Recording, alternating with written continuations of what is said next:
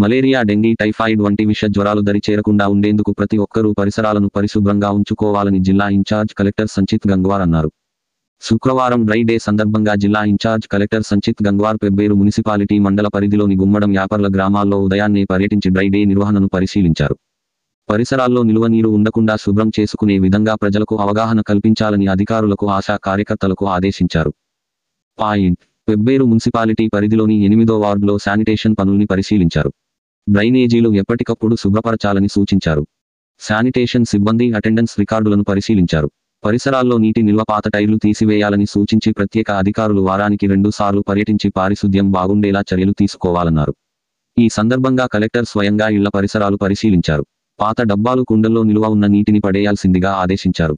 పంచాయతీ సెక్రటరీలు, అంగన్వాడీ, ఆశా వర్కర్లు ప్రజలకు డ్రై డే పై అవగాహన కల్పిస్తున్నారా లేదా అని ప్రజలతో ఆరా తీశారు.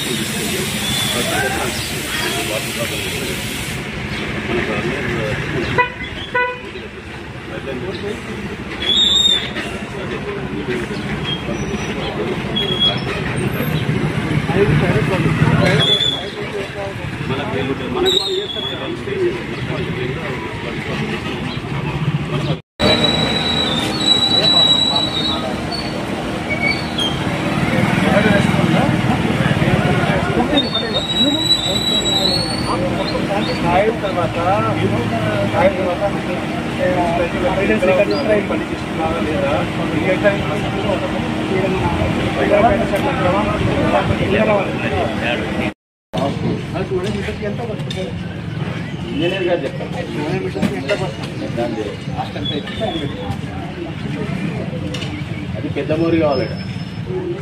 ఇక్కడ నుంచి ఆ కల్వాట్ నుంచి, హైవే నుంచి